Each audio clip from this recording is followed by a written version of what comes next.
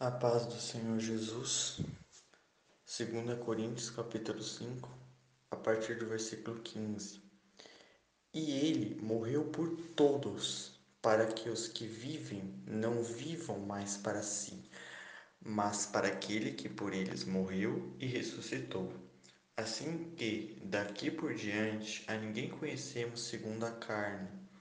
E ainda que também tenhamos conhecido Cristo segundo a carne, contudo agora já não o conhecemos deste modo. Ou seja, aqui ele está falando, agora a gente conhece de um modo mais espiritual, de um modo mais profundo, é isso que ele está dizendo. Assim que, se alguém está em Cristo, nova criatura é. As coisas velhas já passaram, eis que tudo se fez novo. E tudo isto provém de Deus, todo esse processo de salvação, ele vem da parte do Senhor, que nos reconciliou consigo mesmo através de Jesus Cristo e nos deu o ministério da reconciliação. Isto é, Deus estava em Cristo reconciliando consigo o mundo, não lhes imputando ou acreditando os seus pecados, e colocou em nós a palavra da reconciliação, que seria o Evangelho. De maneira que somos embaixadores da parte de Cristo, como se Deus por nós rogasse. Rogamo-vos, pois, da parte de Cristo, que vos reconcilieis com Deus. Aquele que não conheceu pecados se fez pecado por nós, para que nele fôssemos feitos justiça de Deus.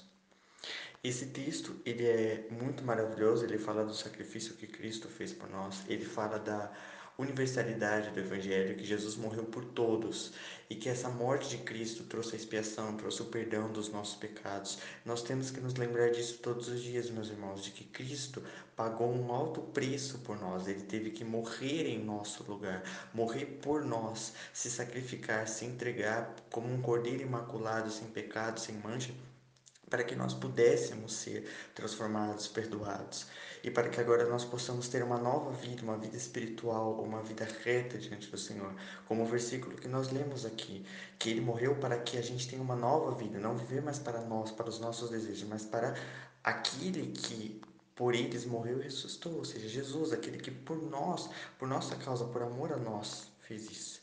Agora devemos ter uma nova vida, ser uma nova criatura e levar essa mensagem que é o Evangelho. Ele vai falar que todo esse processo de salvação não procede da gente, não é de obras, não é pelos nossos esforços, é pela graça do Senhor inteiramente. E nós temos que levar esse Evangelho a mais, levar esse Evangelho para frente para toda criatura, como a Bíblia vai dizer em Marcos capítulo 16. E ele vai dizer que nós somos embaixadores, pregadores da parte de Cristo. E ele vai dizer: rogamo-vos, pois, da parte de Cristo. Ou seja, isso aqui é um mandamento que ele está falando, tá certo? É uma maneira de dizer assim: nós exortamos vocês, pela autoridade que Cristo nos deu, que vocês se reconciliem com Deus. Isso aqui é uma ordem, um imperativo. E ele vai dizer: aquele que não conheceu o pecado. A ideia aqui, irmãos, dessa palavra é aquele que não conheceu, conheceu na intimidade, aquele que nunca provou, nunca conheceu, não teve intimidade com o pecado, mas ele se tornou o pecado por nós. Ele se fez pecado, porque os nossos pecados foram colocados nele e ele se fez pecado por nós, para que nele, através dele, nós possamos ser feitos justos, possamos ser novas criaturas em Cristo Jesus. Nós temos que nos lembrar disso todos os dias, meus irmãos.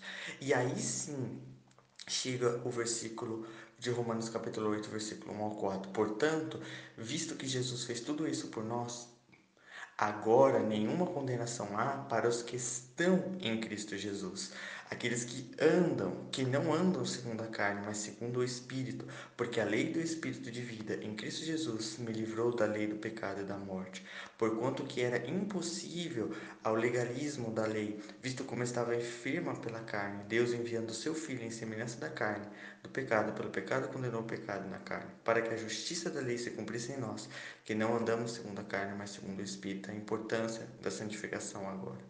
Mas vindo Cristo, o sumo sacerdote, agora é Hebreus capítulo 9, versículo 11. Mas vendo Cristo, o sumo sacerdote dos bens futuros, por um maior e mais perfeito tabernáculo, não feito por mãos humanas, isto é, não desta criação, nem por sangue de bodes e bezerros, mas por seu próprio sangue, ou seja, aqui ele está falando da excelência do sacrifício de Cristo, que não foi um sacrifício humano, foi um sacrifício não com meios de bodes, de bezerros, esse tipo foi um sacrifício mais perfeito, tá certo? Entrou uma vez no santuário, havendo efetuado uma eterna redenção. Porque se o sangue dos touros e bodes e a cinza de uma novilha aspergida sobre os imundos o santifica quanto à purificação da carne, ele está falando do Antigo Testamento. Se isso, de certa forma, purifica as pessoas, quanto mais o sangue de Cristo, que pelo Espírito Eterno, que é o Espírito Santo, se ofereceu a si mesmo imaculado a Deus, purificará as nossas consciências das obras mortas para servirmos ao Deus vivo. Então nós agora devemos, tendo sido Jesus entregue por nossos pecados, morrido em nosso lugar, tomada a nossa culpa, ele se ofereceu como sacrifício a Deus, Deus aceitou o sacrifício e todo aquele que tem fé em Cristo recebe esse sacrifício, essa graça, tá certo? Recebe esse perdão que Jesus concedeu para nós, para que possamos agora viver uma nova vida.